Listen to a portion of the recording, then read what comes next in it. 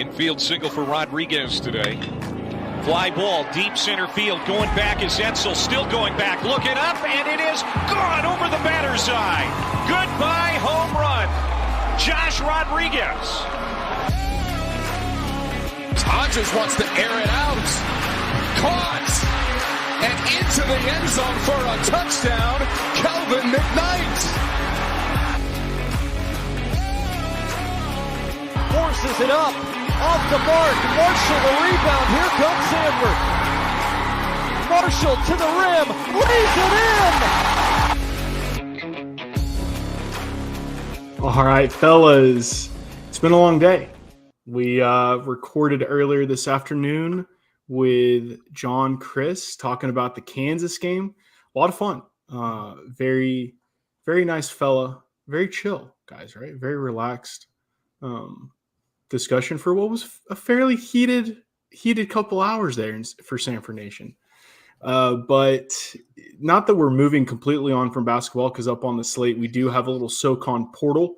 And to kick off this evening, we are talking March Madness. But a lot of this episode is going to be about the spring sports. We got baseball, softball in action, tennis. But first, guys, NCAA tournament, I want to know, how is everybody's bracket?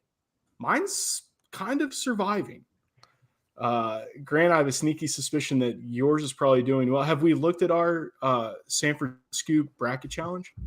I have not. Shout out to the 75 people we had sign up, though. I can look it up real quick. But I think I have on my Final Four, and that's really all that matters at this point, right? Yes. I do not. I had Auburn, RIP. Jeb, Mike, who is in y'all's Final Four? Yeah, pull it up. I did a couple brackets. None of them are looking very good, though. Looks like in our State of the SoCon, State of the Bulldogs, I've got Creighton winning it all, which is unfortunate because Tennessee plays them in the Sweet 16. That's a spicy pick, though. Creighton sweated that one out last night then for you. Yeah, I was pulling for Oregon, though. You'll win the challenge if they somehow win. I mean, there's no way anyone else has Creighton. Jeb, who is in your Final Four? I have Creighton in my Final Four. Oh, never mind, Mike. You got a little competition there. I think Jeb had Duke winning. I have been a Creighton supporter in March longer than Mike. I've never said that I'm a Creighton supporter, but Jeb, you are always talking about. No, I'm always behind Creighton. They had one good season with Doug McDermott. They're going to have another great season this year. I just remember when we were in Omaha, Jeb. We saw that guy. Their big man. Oh yeah, you're right. I don't know at the College World Series. Yeah. But he was commanding a lot of attention. Everybody wanted a picture with him. And I was like, this guy must be good. He must be for real. No, I've got the Clockburner? Well, he was like 7 feet tall. I don't know his name. Yeah, Clockburner. I have let's see. I mean, Iowa State. I have Carolina winning in a lot of brackets naturally. Shocker. Said Creighton, and then Houston. Yeah. Some brackets I had Auburn in over Iowa State. I don't think UConn's gonna repeat. I think I just don't think that's gonna happen. Hasn't happened in the last 7 years? Or actually, that's the don't give it away, question, Jeb. Don't give it away. That's one of the questions. Sorry about that. So yeah, that's what mine looks. My brackets are all trash, except for one. I think I hit like 80. It's in the 80% tile or something on ESPN. That's pretty good, dude. Huh? Yeah, just one. I named the bracket LOL. When of course, I created it. I was just always the joke. This is the most ridiculous bracket, but LOL, and it's the best one. Funny you mentioned that. Number one in our bracket challenge, they changed their name to Samford Got Robbed in their bracket. Who's their champion? Auburn, sadly enough. So they will. They ain't gonna win. But second place, their max point completely far and away than somebody else. They have Purdue. So actually, the top 3 of the top 4 in bracket or in that group are Auburn champion.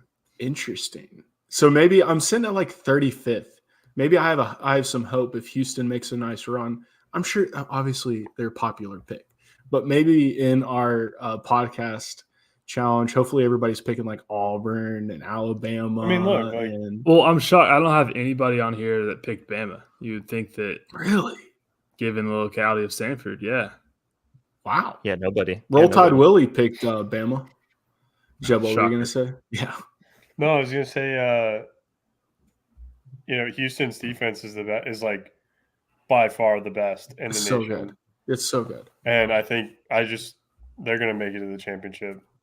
Are we surprised at how few upsets, like number 1, number 2 seed upsets there have been? I mean, I know we're only in the second round, technically. Well, I think we've just been spoiled recently. Yeah, I think we've been spoiled. That wasn't the case until like only a few years ago, and then we've had 2 since. Right. Yeah. It was Virginia and Purdue. But there were were there 2 3 seeds that lost? Or 2 4 seeds? Yeah, 2 4 seeds. Should have been 3. 3 seed. We got Grand Canyon making a push right now to make it to the Sweet 16 as a 12 seed. Yeah, well, I don't like Grand Canyon, but I love that they might beat Bama. Yeah. Okay, so anyone want to change their national champion pick? I'm still riding with Houston. UNC, baby. Let's go. Heels. Let's go Cougs. Yeah. Same as you, Sam. Yeah. Mike. Let's go Tennessee. Dude, if Dalton Connect can connect from 3. We had no business winning yesterday against Texas. We shot we were 1 for 21 from 3. I hated that game. With a couple of minutes left in the game. Then you're winning. You're up by 5 going 1. Yeah, the fact that we could win that game, maybe there's a shot. Yeah. No, I hear that. Well, all right, so let's move on. Let's talk about a little bit of baseball. So after we wrapped with John, Grant, you pulled up the VMI live stream, and sure enough, we were down 2 runs. It was 4-2, 2 men on, and Garrett Howe stepped up to the plate, pulled the clip. Guys, I mean, how awesome was it that we got to watch this together? Yeah, it was pretty cool. Yeah. And there's no sound. Well, right there with the right there, just where a left-hander needs it. Right there, that's a perfect spot. Yeah. I mean, an absolute rocket. That's hype. Yeah. Walk off 5-4, sweep VMI. Man, everybody was so high on VMI too this season. For the people just listening on the podcast that will drop Wednesday, just showed a clip of Garrett Howe walking it off against VMI with no sound. But you knew it was coming. I mean, VMI and Samford, 2 of the best offenses in the league. The fact that it was only 4-2 going in the 9th inning, somebody was bound to explode. And sure enough, we got 5. We scored 12 runs in yesterday's game in the 8th or 7th maybe. 8th inning, yes. Yeah, someone sent me a screenshot of it. I was like, oh my gosh! Like he gave me no context. I just looked at it like, wow, 12? That's insane. An absolute unleashing of offense. But guys, let me give you a little brief overview of what's been happening in the SoCon. As usual, there's about 2 tiers, and we are fortunate to be on the top half of this conference. UNCG is probably the darling at the moment. They have the big win over number 1 Wake Forest. They got swept by Clemson in a fairly tight series, but beat South Florida. So from a non-conference perspective, they've certainly been the most impressive. And they have the highest RPI. They're at 78. And then just beat Mercer, one of the other better teams in the conference, in a series 2-1. Then you got Wofford. Wofford is being propped up hardcore by a very weak non-conference. A lot of similarities between what some people might have been talking about Samford heading into conference play, but we'll see. They just swept the Citadel, who's not that great this year, and they haven't played anybody. So the ankle biters are going to be good, but how good? Hard to say. Mercer, on the other hand, is kind of like UNCG without the big wins. They've played a really tough non-conference. They played Northeastern, who's a top 35 RPI team, in a really tight series, as well as Oklahoma State, but just didn't prevail, right? So their RPI is in at 145, a little bit tougher or a little bit lower.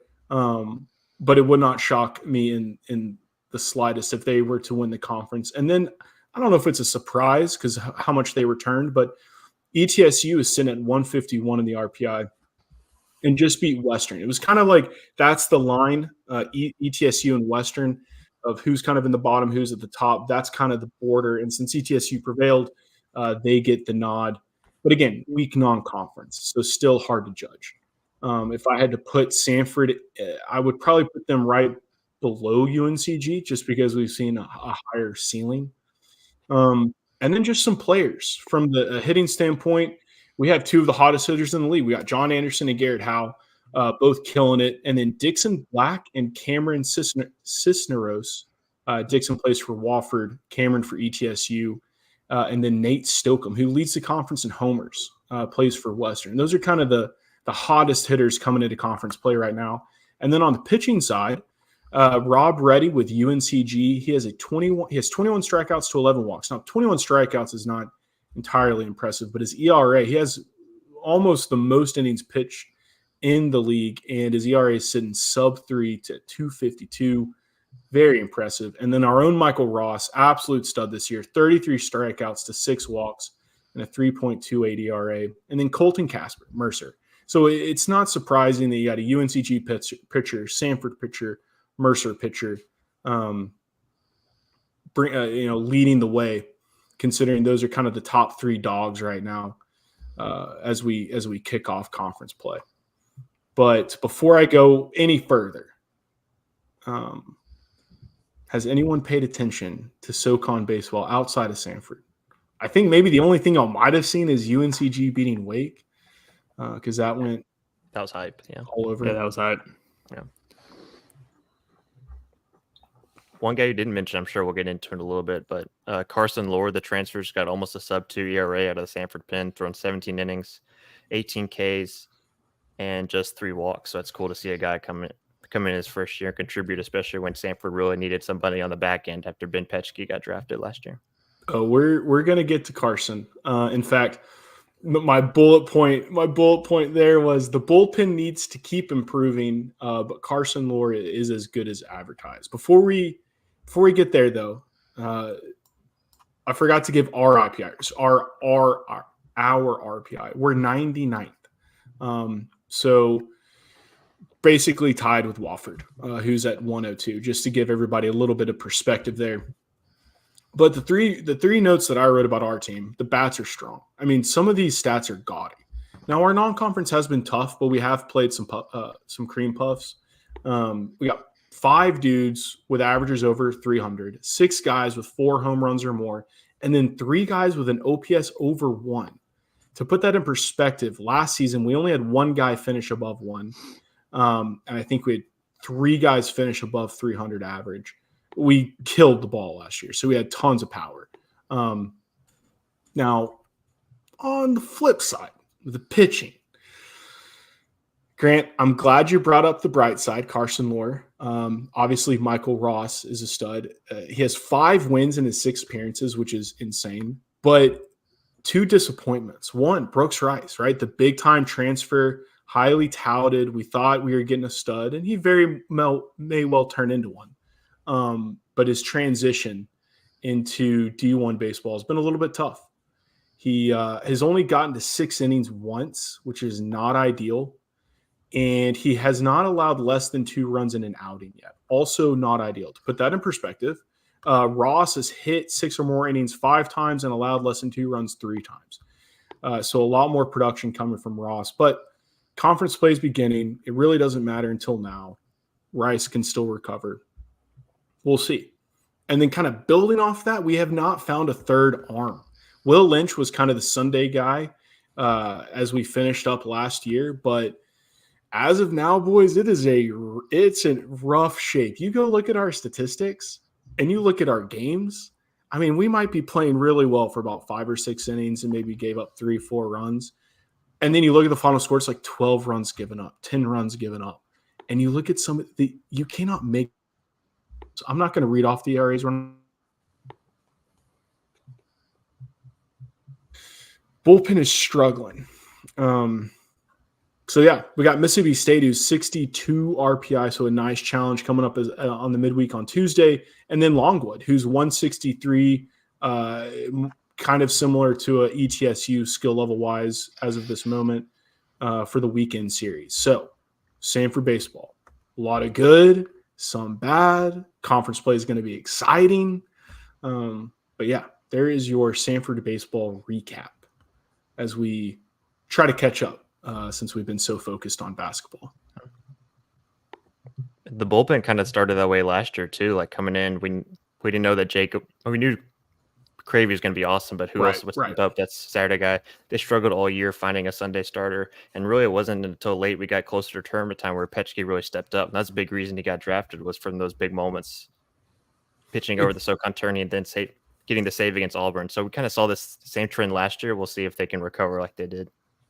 Yeah, it seems like we've been able to replace Petchke a whole lot easier with Carson Lohr, but I mean, guys that seemed like they were kind of making that turn, because you're right, Grant, the bullpen really did recover last year and was a key to our success, not only in the SoCon tournament, but frankly also just in the NCAA regional. But it's so hard to predict if this group, comprised of a lot of the same guys, right? If this group is going to make that same kind of mend, because they've just started so poorly. But again, we've played good enough to really warrant this poor of a performance. So we'll see. Obviously, Tony David is lighting a fire under them every second. There's about that. So we'll see what happens. Fortunately, the bats are on fire right now. Absolutely on fire. So that's exciting.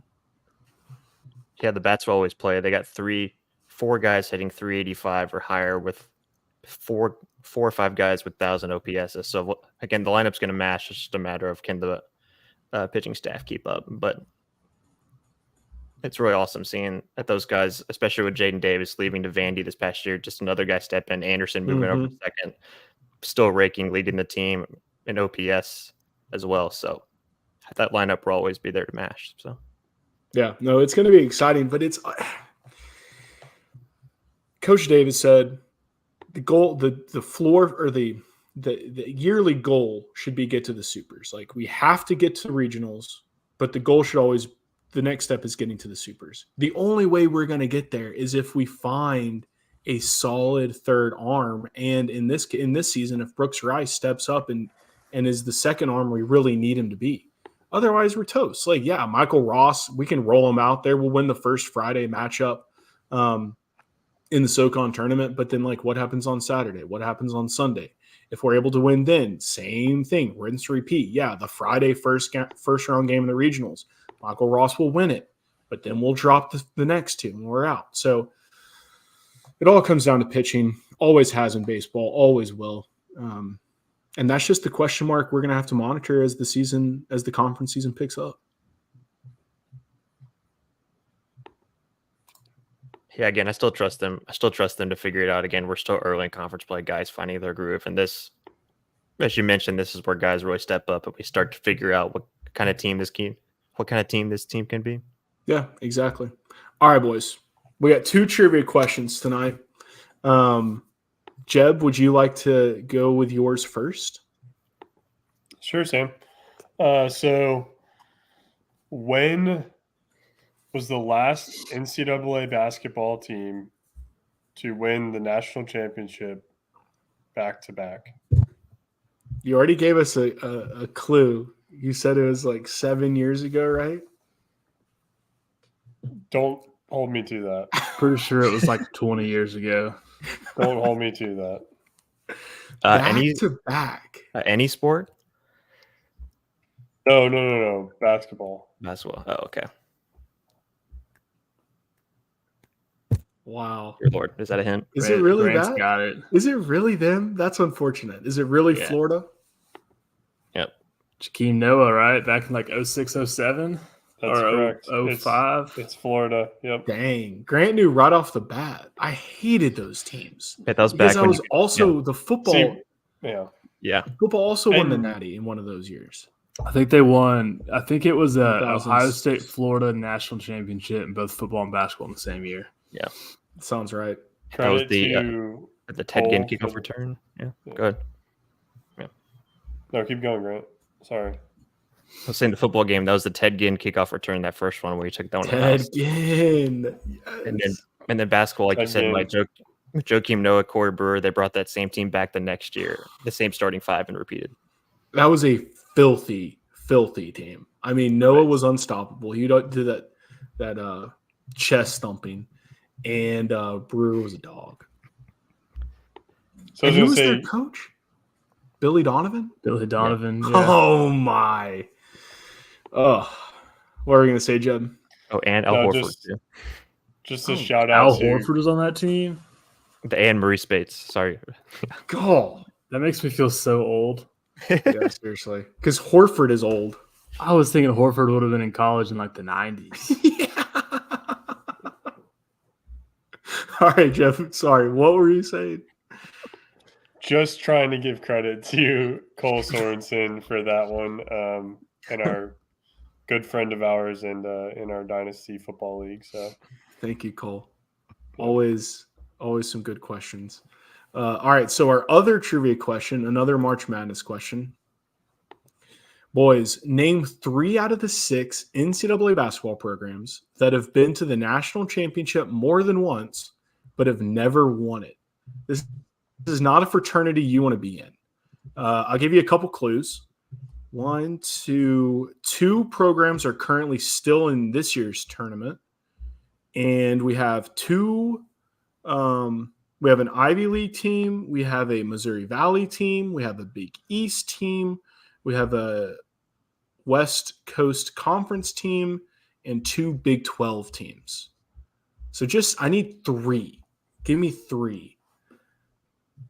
Mike, we're gonna start with you.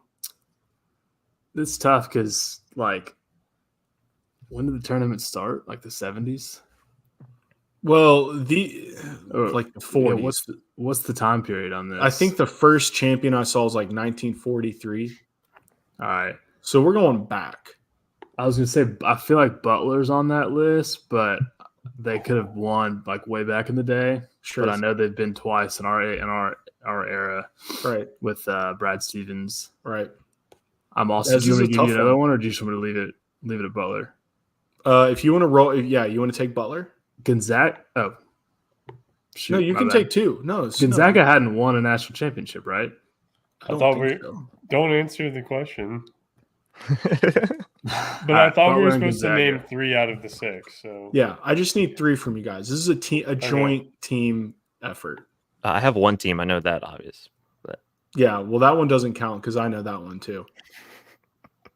So, Mike, you're rolling the Butler. Is it Oklahoma? Yeah.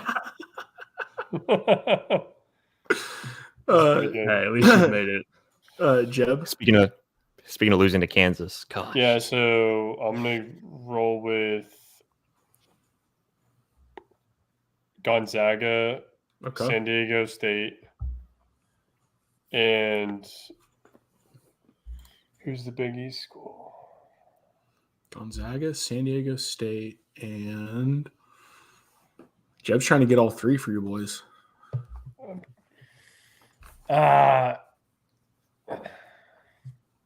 Gonzaga, San Diego State. Isn't Butler in the Big East? Big East school. I'll just go Butler, and because I'm not comfortable with any of the other schools I'm thinking of. So we have 2 Butlers, 2 Gonzagas. San Diego State, Oklahoma. Grant, you want to add any other school other than Oklahoma?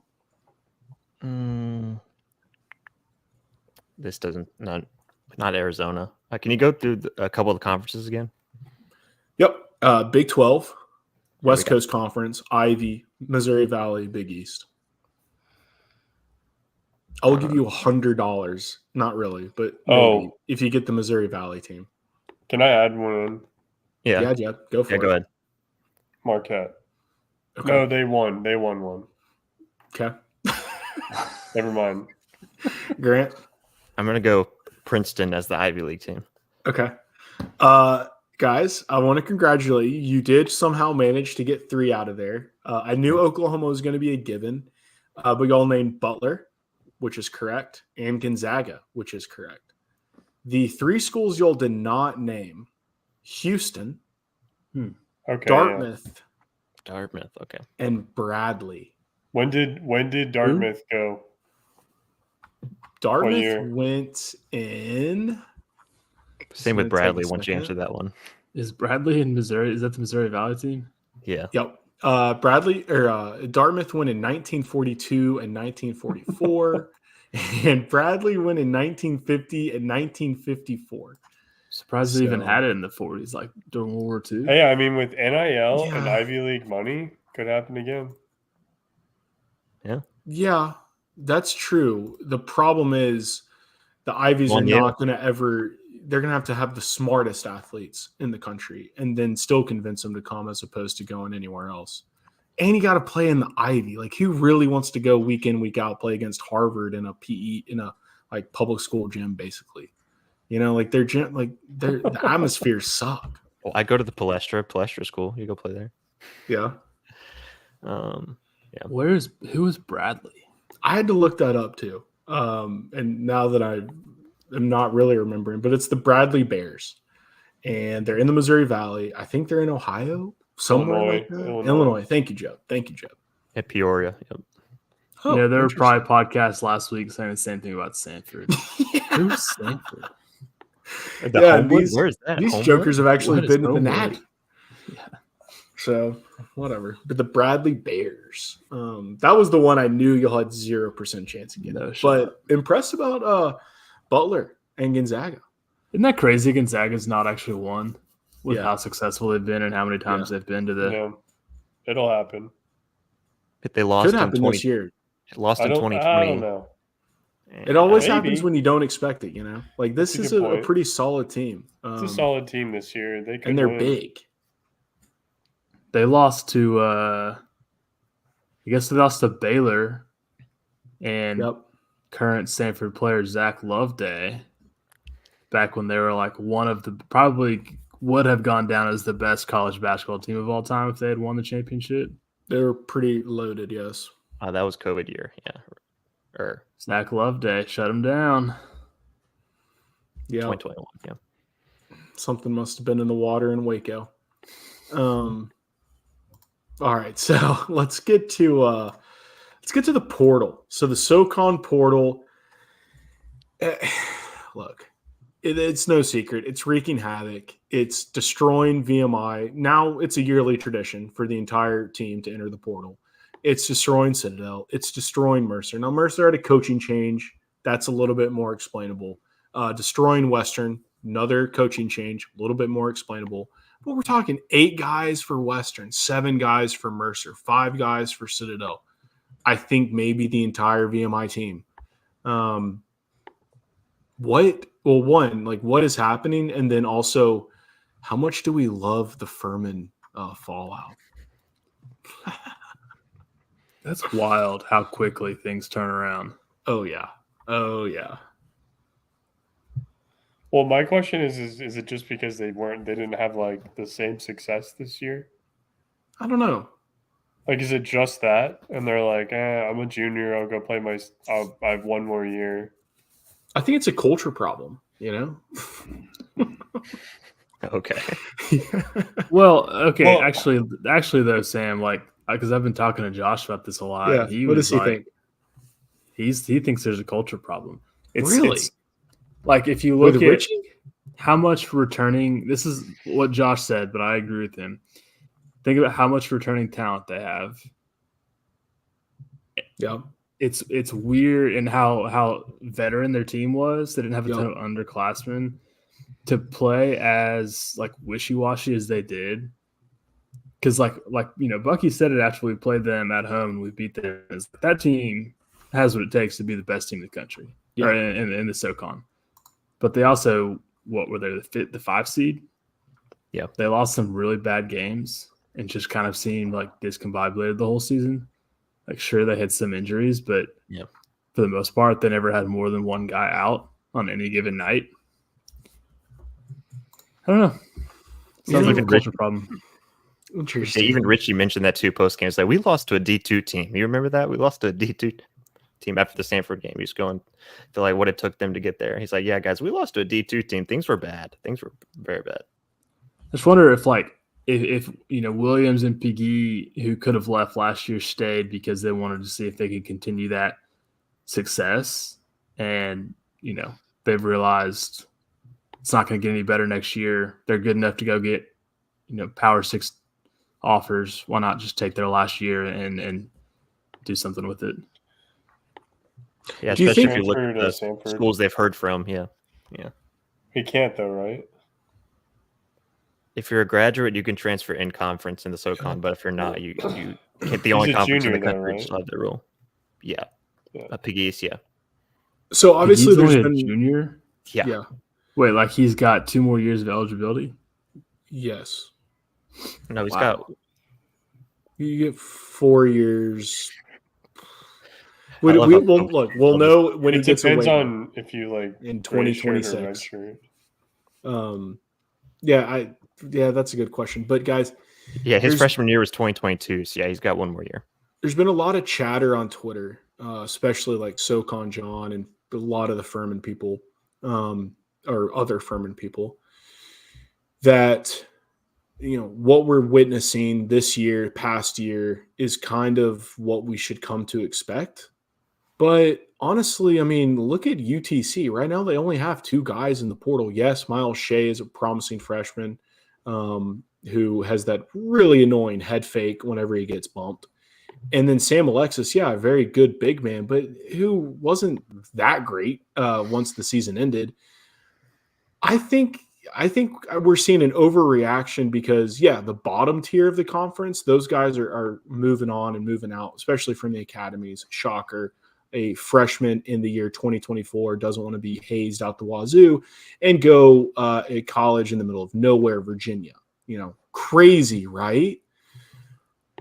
Furman, when you look at this list, is the only school that has a ton of dudes transferring out that didn't go through a coaching change, that had big guys transfer out, right? Like Mikael Brown-Jones, you always have that. You always have the one guy that can go probably start Power 5, leave. So I just wanted to get y'all's take. Do you think it's an overreaction, or do you think it's fair to say that this is the new SoCon? We're basically a feeding ground for high major programs. I mean, it's kind of, I think it's a mix of what we were talking about with John earlier today. Players will be able to come here. Schools will now have, it'll be more of a level playing field with some of the Power 5 schools, because schools that do have the resources to build those teams can now do it, that are mid-majors. But also we're seeing the opposite of that, which is guys come, they use the SoCon as a stepping stone to a Power 5. But we also talked about this earlier. Unless you're starting for a Power 5 team, what's the point?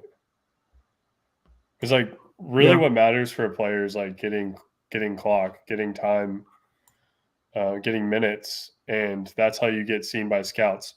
Grant and I were at the SoCon tournament, and there were 8 NBA scouts there. So the NBA, they don't just look at Power 5 conferences. You may think that they do, but they don't. If you're good, they're going to find you. And so I believe that these kids can be good in the SoCon, still make it to the NBA, go play pro ball in Europe, do whatever. But it's a mix. I don't think it's detrimental to the SoCon or anything. I don't think we're heading downhill, but I can be glass half full sometimes. No, I think that's a great point, Jeb, because playing time is really all that matters if you're trying to go pro at any level.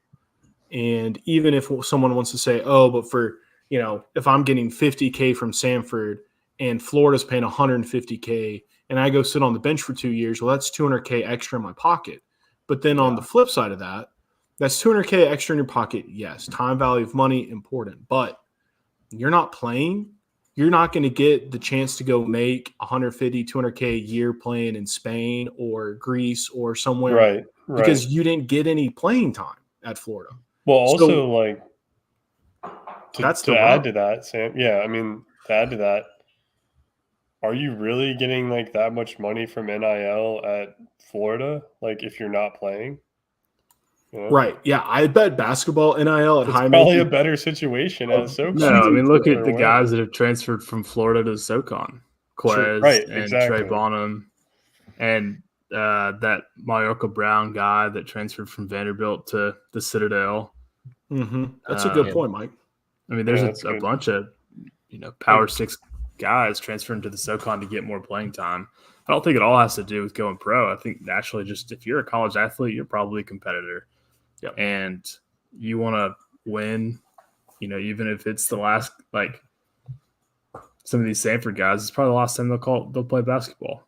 Yeah. I'd say most of the seniors on that team are good enough to go play in Europe if they wanted to, but not everybody wants to do that. So for some of those guys, it's probably the last time they play competitive basketball, and they just wanted to get playing time and help their team win.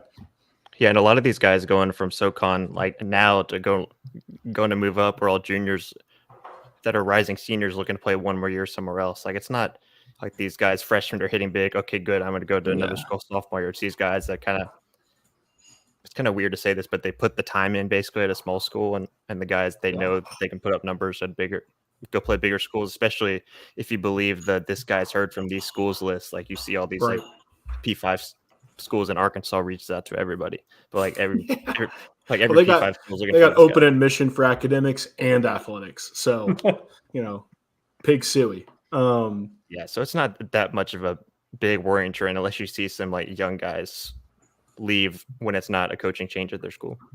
And that, I think, you look at, I wrote down Miles Shea, David Thomas for Mercer. It kind of sucks that he isn't sticking it out there because he's really good. And then like even a guy who didn't really play much, but Quinn Nielsen, 6'11" at Citadel, it's hard to find size. And I think he averaged like 1 point for the season a game.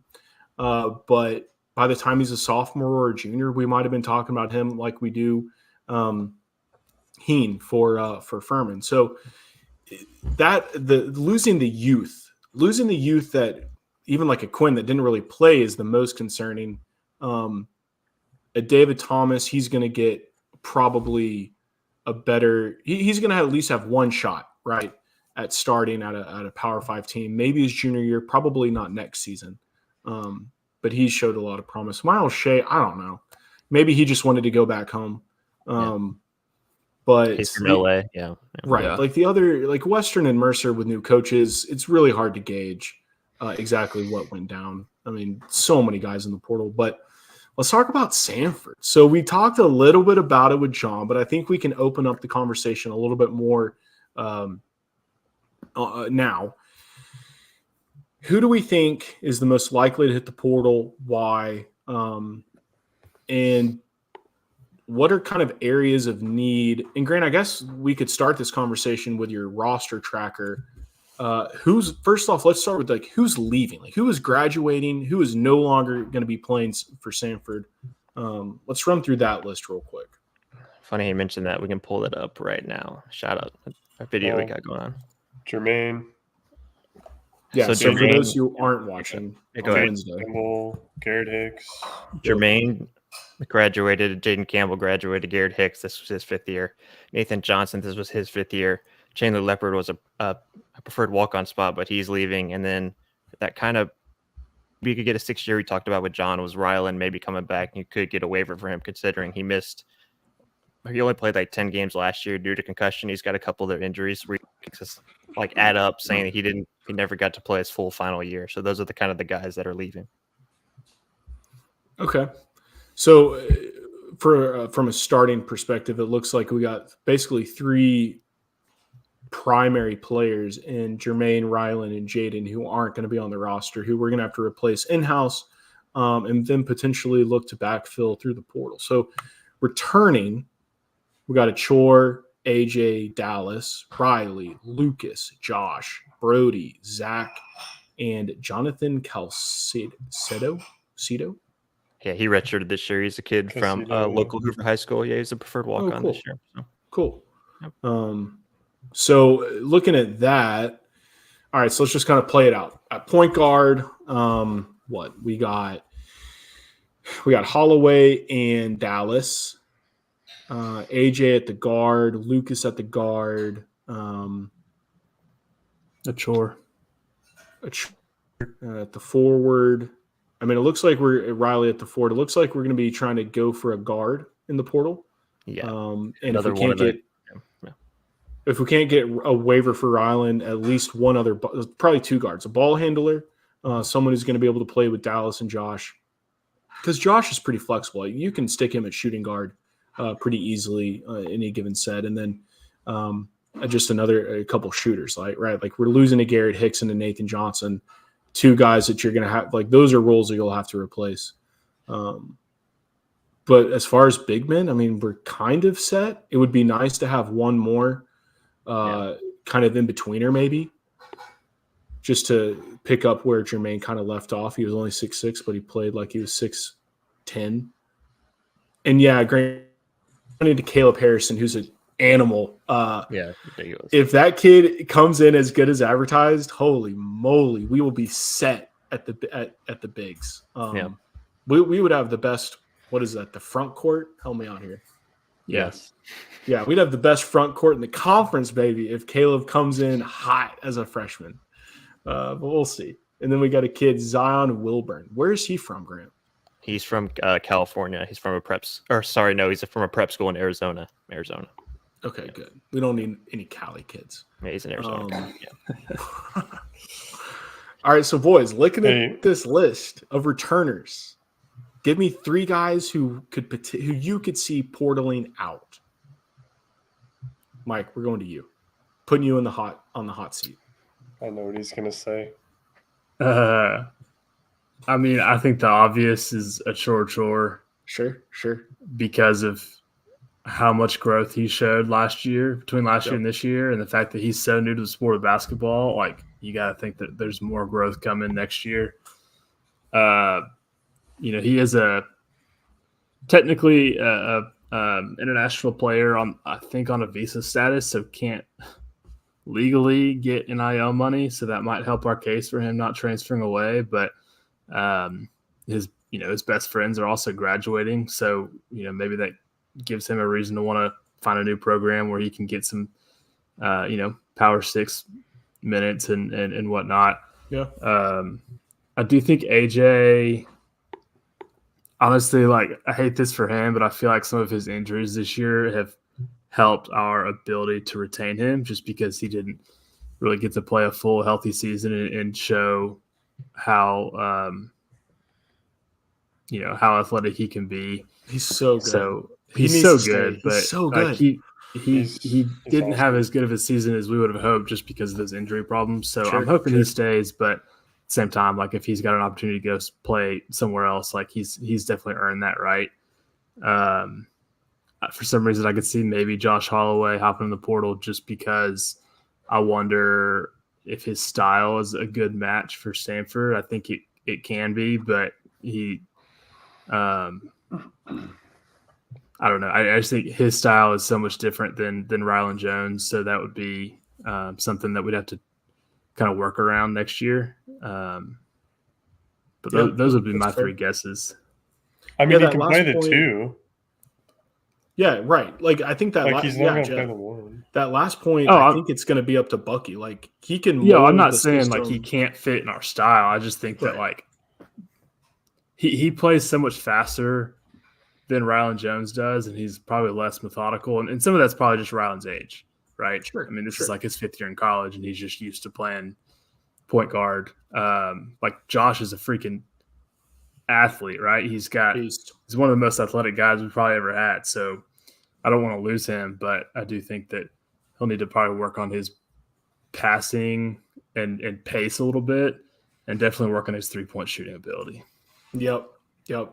Yeah, Josh is intriguing. He's either going to be a fan favorite here in about a year, or he could easily portal out if the summer doesn't go as he might be hoping. Jeb, who are you thinking about? Give me three guys.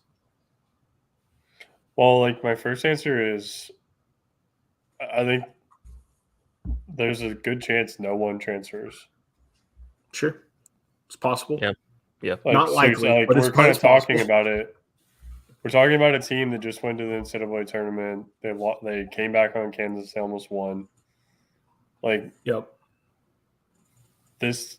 we saw how much this team loved each other, like all that. I know Jermaine's leaving. I know that he's good friends with Achor. Like, Ryland's up in the air right now. Like, but all right, why can't Achor step up, and why can't AJ Sam McCray step up and be those leaders this next year? Sure. You know, like, why can't they be our top 2 players with someone else contribute? You know, with everyone else contributing, and if it does happen, like, I could totally see it being a chore, like him just thinking, like, you know, I can go, but I don't know. He's going to be a star here. His name is associated with Samford. Like, he wants to. He is the first in his family to go to college or to finish college. Yeah. I think I read that. Someone fact checked me. Yeah, you're right. Okay. But so I know that that's like a huge thing for him, is he wants to, you know, finish college and get a degree. Like, Yeah. it's not just basketball for Achor. So stay at Samford, finish that. You know, become a Samford legend, you know? Like, he's already a Samford legend, but like, if he stays next year and like we do more than we did this year, like, even better, man. No, I agree. I can't answer like 3 players, you know. I just can't, like. Okay. I want to preface, Jed, that like my response, just for clarity, is like, I don't think those players are going to transfer. It's just like, no, we have. If it happens, we have to go through the thought process, I get it. Right? Because the odds are not in our favor of no one transferring. Grant, give us. All right, so we'll take you off the hot seat, Grant. You give us Jeb kind of is leading the charge here. Realistically, who would you say transfers? Sorry, Mike. I'm kind of leaning closer to Jeb, but if you look at like 2 guys, like maybe PT wise, Birdie Boyer, he was hurt most of the year. He's a guy who came from a JUCO. Maybe it's the same situation as Marcellus Vale last year. A guy didn't get a lot of playing time. He moved down to a D2 Come level. back. Do we know how we played in D2? Yeah, well, true. And I think maybe Zach Loveday be the other guy. I know it would be tough, like going to your 3rd school in 3 years. And I can only imagine what that would feel for somebody. But if he wants more playing time, I think that would be a way, especially with Caleb coming in. It looks like he's going to take his minutes, especially if Ryland and Achor stay. So I think those 2 would be ones to watch for, just looking for more playing time mostly. I just did a quick Google of Marcellusville. Did he not play this season? I don't know. I don't think it doesn't look like he played. Campbellsville. There are no stats. That's weird. We had so Madeline just dropped a little note. Instagram question. So for our people watching on Instagram, thank you. But know that the comments do not show up on our screen, only the YouTube. And then once we're on Twitter, the Twitter ones. So she said, go look at the Instagram questions. The first one I see, just the latest one from Hustlin' Deals. Any news on any of the redshirt players at Samford? Are they looking good? First thought is we're really not going to know until they start playing again this summer. But Grant, do you know who the redshirt players are other than Jonathan? I believe there's no other scholarship guys. So I think those 2, I think maybe Brody probably did because he was hurt most of the year, so he would have a year. But I can't think of anybody else. I think Jonathan might be the only preferred walk-on compared to the other guys that they're just walk-on. Yeah. So the answer to that question is we don't know yet. There aren't that many red shirts, and the portal, if you want to think about it that way, the new kind of red shirt is who do we bring in the portal, right? Kind of the guy that was developing off the roster that will now be contributing. I think Bucky's hit at a pretty high rate in the portal so far, and he recruits at a high level. So I expect Caleb and Zion to play well, and I expect whoever we get in the portal to also play well. I saw Birmingham Sports asked, is Achor gone? And we've answered that question. and we're punting and hoping and praying. I'm gonna say right now, no. He's not leaving. He's not leaving. Here's my also Zion Wilburn played small forward. I don't know what Bucky's gonna do with him. How tall is he? 6'4", 6'5". Okay. Yeah, 6'5". He's 6'5". So 6'5". Caleb 6'9". Yeah. He could totally play that 3 still for us. We'll see what happens. And then this is my hot take Colin Cowherd prediction for Let's hear it, baby. Samford. Let's hear it. You ready? Involving the transfer portal. Give it. I think Bucky pulls off at least one 4-star transfer recruit, like previously high school 4-star. Okay. In the portal to Samford, likely a top, let's say, 30 to 20 transfer portal player, only because of the NCAA tournament.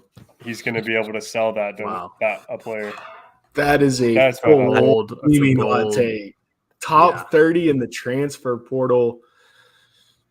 That NIL better be backing up the Brinks truck if we're trying to lure a big fish like that in. I will say that, oh, go ahead, Grant. Seems like one side of this quad box is really positive, while the other side is like, no, people are leaving. It's funny how it works out. Put Jevin on this side, Neil on the other side. Oh, Jeff, that would be very exciting. We'll see. Hopefully a good guard, because the impact that Rylan made, right? Yeah. But I just want to preface or remind y'all that Rylan was the last edition, or maybe Zach Loveday was the last edition of the transfers last year, but Rylan was close, kind of a late addition, and we missed out on a bunch of guys that we were going after. Like, we were going after Trey Bonham. We were going after PJ Smith, 2 guards that ended up at our big rivals, right? So I know that we got in that Twitter beef about Trey Bonham, but he would have been pretty fun on this team. That would have been pretty fun. But what I'm saying is, Bucky's missed out on those guys in the past. I don't think he's going to miss out like he has because of the success we had this year. So I imagine instead of those guys going to Chat and Furman and UNCG and Western, they're going to come to Samford. So I'm really excited about the guys that Bucky brings in. I also think that, we're probably going to have more of a first pick at the transfers that we want, as opposed to the past where we've really had to scrap and claw. Yeah, exactly. Yeah. No, I like that. That's a positive mindset I can get behind right there, Mike. Wow, Mike being positive. Oh my goodness. Let's this is a new day, everybody. New day. We're 30 some odd episodes into season 3, but Michael Wilson has turned a new leaf. That means we're gonna suck next year, right? Just kidding. Yeah, right. Yeah, we're gonna win 30 games next year. Yeah, we're gonna win 30 games. We need negative Nancy, Mike. Yeah. All right. Any other notes on the portal? This is going to be continuous conversation for I didn't catch basketball this. season begins. What, Jeb? But Grant agreed with me, right? You think that? Do you think Yes. it's a legitimate possibility, Grant? Right? Yes. Yes. I think so too. Yeah. The 2 Big J journalists on here think that we will not be getting portaled. That's the kind of access you get, Sam. I don't know what to tell you. So that's right. Another thing, this isn't super interesting because they're all mid-major schools, but Zion Wilburn decided to sign with us over Cal Poly, Montana, Robert Morris of San Francisco. So University of Montana and Cal Poly, San Francisco, that's a solid basketball program. They've won they've won 2 national championships. Really? Yeah. They won in here. I had it pulled up. They won in 1955 and 1956. So there you go. That's pretty good. Yes. So look at some of the schools that offered the kids that are signing with us. That'll give you an idea of how we're being viewed. Frankly, I don't know if I want some of the Power 6 people coming down. I feel like the hit rate on those is lower than the guys trying to come up. Because if you think about the old saying, the cream rises to the top, wouldn't you rather have a hidden gem than someone who was overhyped to begin with and just trying to find where they can compete? You want guys that are going to propel you to the level of beating a Power 6. If a kid's not good enough for Power 6, I'm not saying that he can't come to the SoCon and succeed and help us win in the NCAA tournament, but the odds are probably a little bit less likely unless it truly was like a culture, relationship, geography, family. Like there are legitimate reasons outside of your playing ability. Well, you want a player like Luke May. Yeah.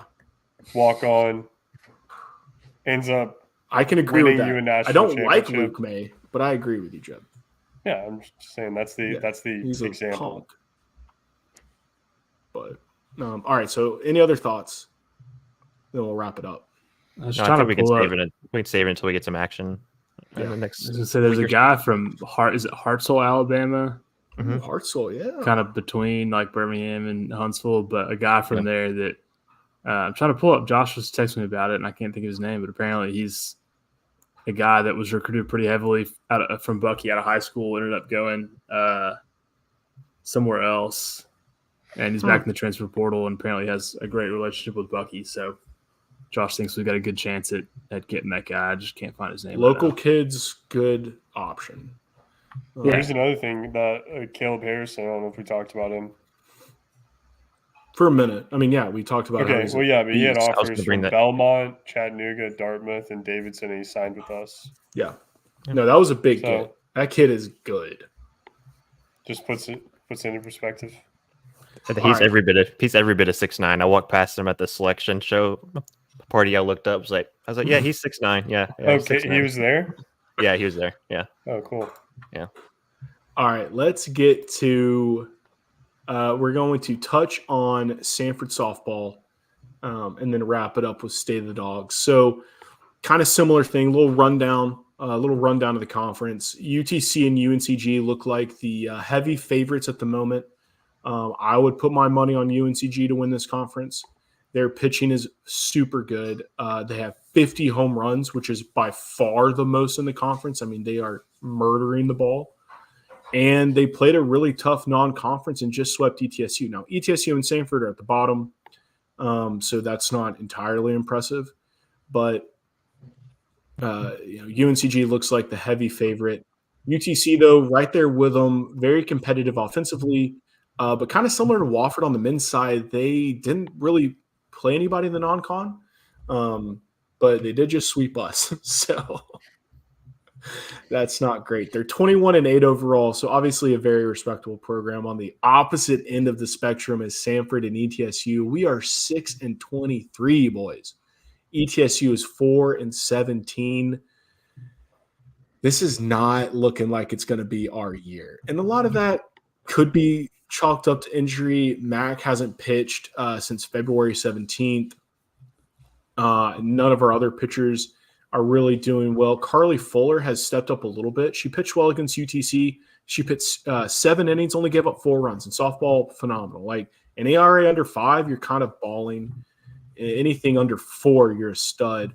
But the most problematic number that I saw was our team has almost as many strikeouts as walks on the pitching side. That ain't going to get her done. So we're either going to have to shape up or just pray for a miracle run in the SoCon tourney, which, look, we kind of got hot there at the end of the season last year. Maybe it happens this year, but overall been disappointing. From an offensive side, the bats are okay. Katie Campbell has 8 homers, but Michaela Cothran is our only player with an average over 300. Softball is an offensive sport.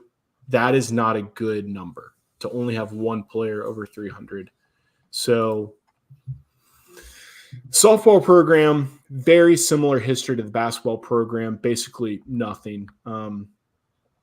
So it's tough. It's tough to build. And we thought last year we had a lot of momentum coming into this year, and that has just not been the case. So some unfortunate luck.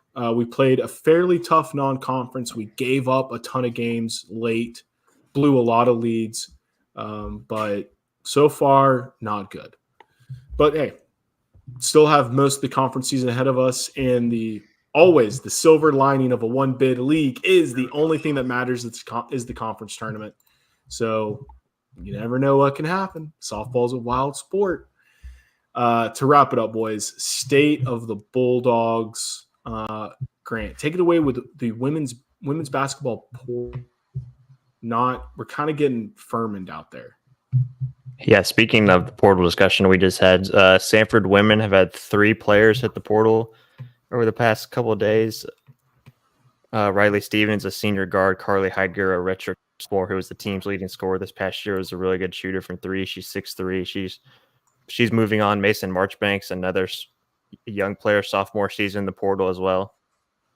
And so we've got 3, and then Kirsten Nelson is another person, another player. She's 6'1", junior from New Orleans. She's in the portal as well. So we kind of got 4 players enter the portal. We still have Kennedy Langham coming back. She was kind of the star of like the back half of the year. She had some really big games, and then it's just a matter of adding more transfers throughout this offseason, especially with Lexi Pritchard graduated. She was a 5th year from Santa Clara. Sadie Stetson was another grad player. So it's going to be a new look women's basketball team, especially with all these girls leaving. And you do have one player coming in, Claire Johnson from Kentucky. She is going to be a freshman. I think she had She had 39 in her state semifinal game, and then had 28 in the state final game, which was that night. So she basically had 2 sick games in one day. So that's crazy. So you balance the portal activity with her coming in. So it's just a matter of finding the right players for this team, which will look a little bit different compared to this year. Yeah. Mike, how is it looking on the hard courts over in the tennis facility? Tennis, man. It's a tale of 2 different teams right now between the men and the women. Men are on a hot streak, though. They've won they lost to Jacksonville State this past weekend. Or I guess today, actually. But they had won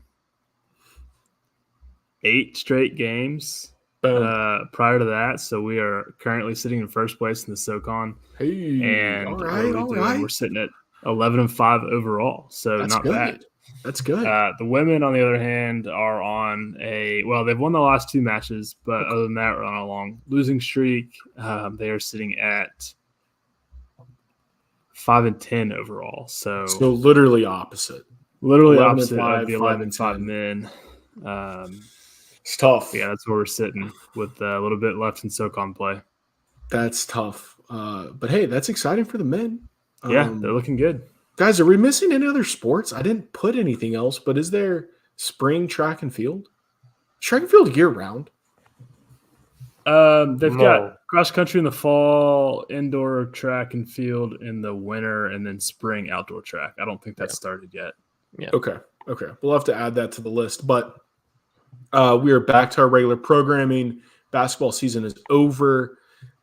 We've launched our YouTube channel. It's been a lot of fun. We'll be recording live every Sunday night, and not next Sunday because it's Easter. We will have next Sunday off, but most Sunday nights, I should say, episodes will drop as usual on Wednesday. But you'll be able to see us not only record the show live, but also watch us when the YouTube video drops on Wednesdays. So hope everybody enjoys the new developments of the podcast and enjoy. Sam.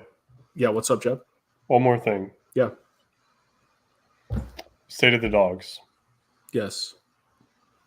If you have not been paying attention to the NFL draft, it's coming up next month. Oh, but our very own Michael Hires I have seen him consistently in the top 10 on the quarterback big board for many NFL draft analysts, which means I'd probably put him in like the 5th round-ish, maybe. Let's see, in the NFL draft. He might go lower, he might go higher, depending on whether or not a team really loves him. Mm-hmm.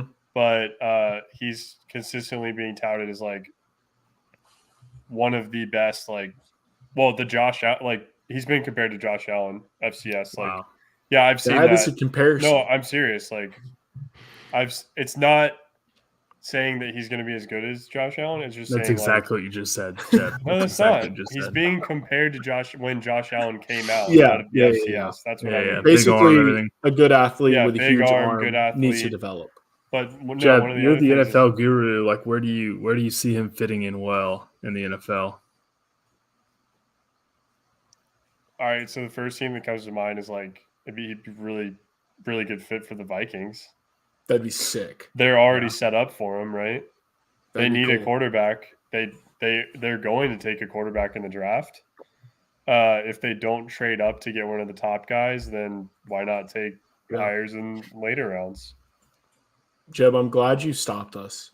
How did I forget? There's been a lot going on. First, Sam, you train roll, and we don't give me credit for the video. Oh, dude. Totally kidding. I'm kidding. I didn't know that was your. So everybody wait, where who's did you watched see it? the. Where did you see it? Warren Fitzpatrick. Yeah, Warren Fitzpatrick. Oh, he retweeted Fitzpatrick me. Okay. He retweeted it. Yeah. Never mind. I didn't know what was the original. No, it's fine. Tweet.